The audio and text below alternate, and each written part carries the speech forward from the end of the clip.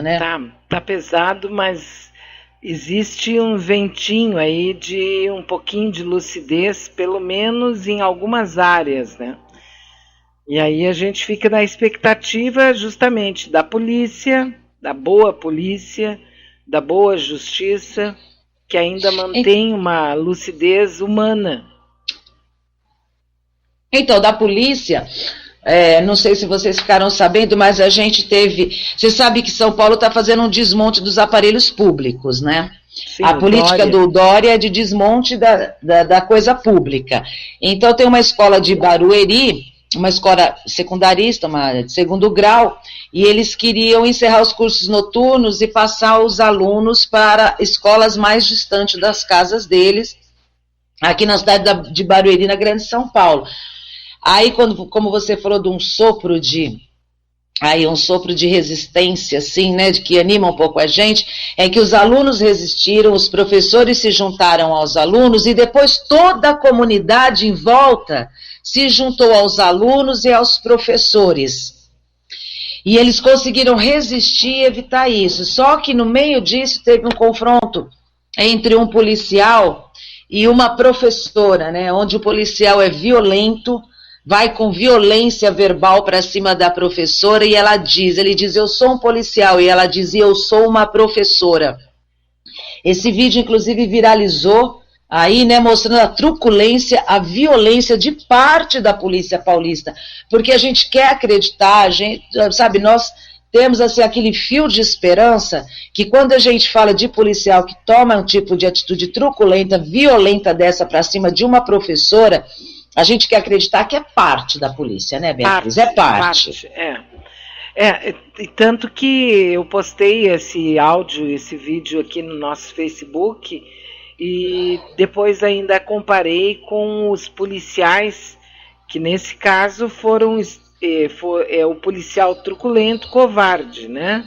Mas que vai quase e ainda pega na mão da professora, quer dizer, ela mesma disse numa entrevista que ela esperou um murro a qualquer momento, né? E ao mesmo tempo aqueles policiais lá em Belo Horizonte, numa cidadezinha, parece que Unai, não me lembro o nome da cidade, onde tinha um figurão da família mais importante da cidade, com um dístico nazista na camisa, e eles nem falaram com ele.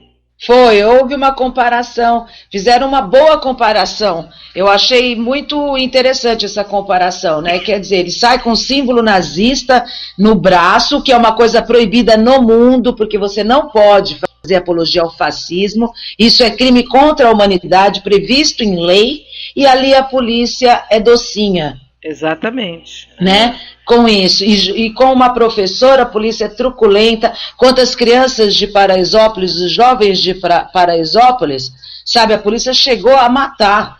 Exatamente. Né?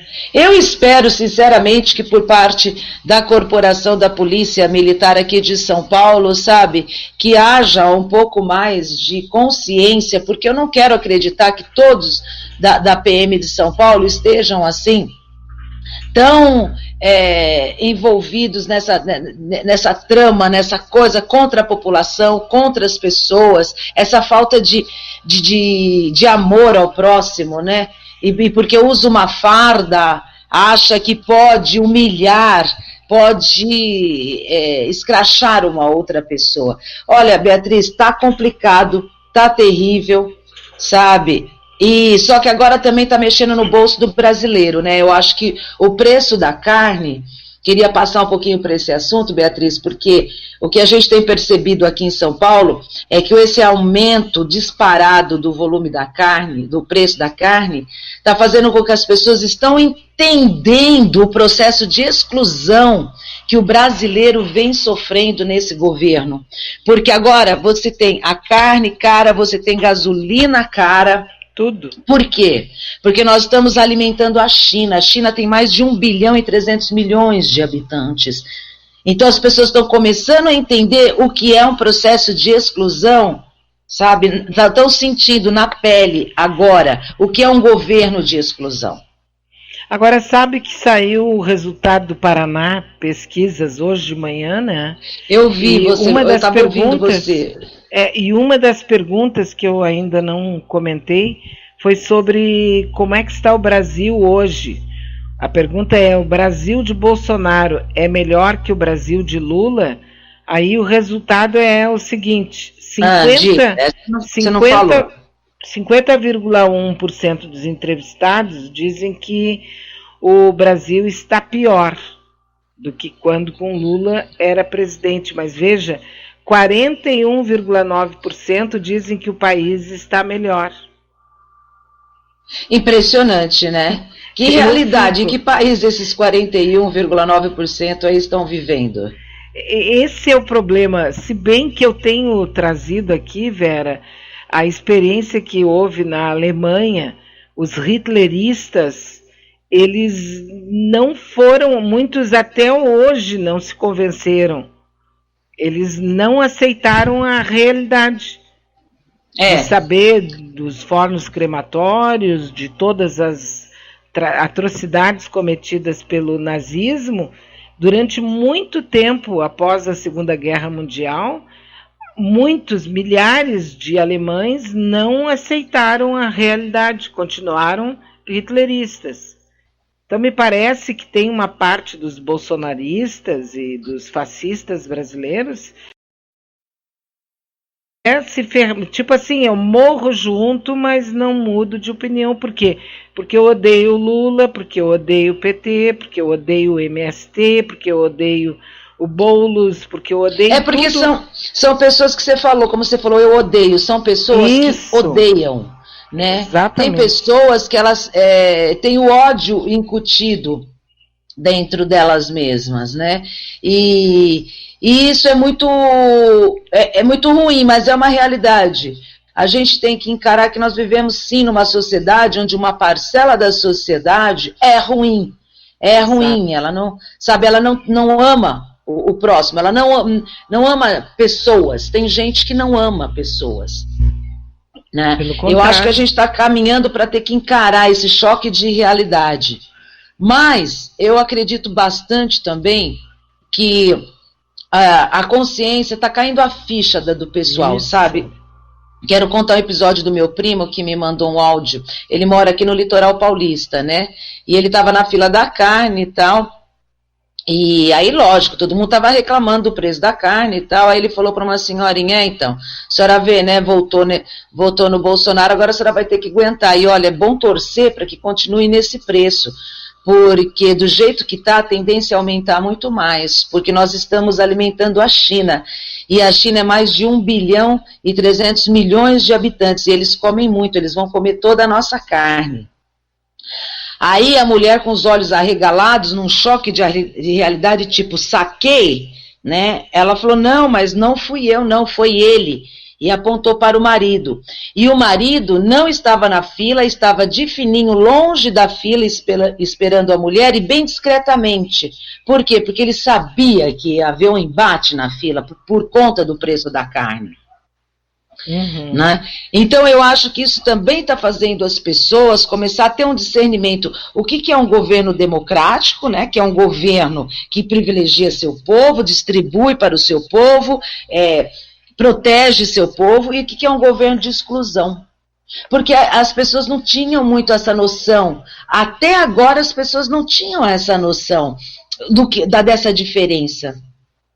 Então eu acho que agora com o preço da carne, Beatriz, está ficando assim na prática, está ficando claro o preço da carne, o preço da gasolina, daqui a pouco vai ser o preço da água, daqui a pouco serão as nossas praias que não poderão frequentar, né? Então, eu espero de verdade que aumente essa tomada de consciência, porque como você falou, ainda 41% ainda não entendeu.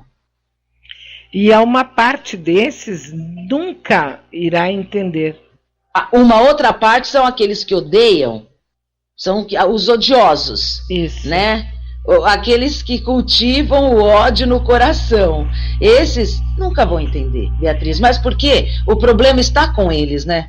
Porque uma pessoa que odeia uma outra pessoa gratuitamente é uma pessoa que tem problema.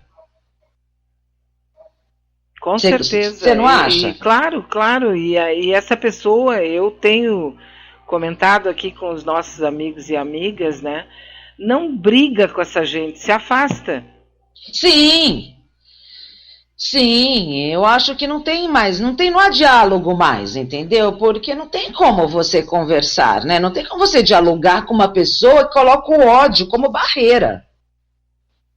Ódio é o pior sentimento que um ser humano pode cultivar, né? Ódio, ele é a porta, é a entrada do que é mais negativo na conduta humana. Isso é bíblico. Né? Então, agora, se a pessoa quer assumir o ódio que ela tem que se tratar. E para ela entender isso, ela tem que se sentir cada vez mais isolada. Eu, por exemplo, já não discuto, entendeu? Mais com esse tipo de pessoa. Eu já me afasto, eu isolo mesmo, porque não acrescenta nada na minha vida, não vai acrescentar nada na minha vida. E a pessoa é que tem que se tratar, porque aí a pessoa tem problemas. Né? Tem que se afastar, porque é uma questão, inclusive, de saúde pública, né? É verdade, é questão de saúde pública, Beatriz.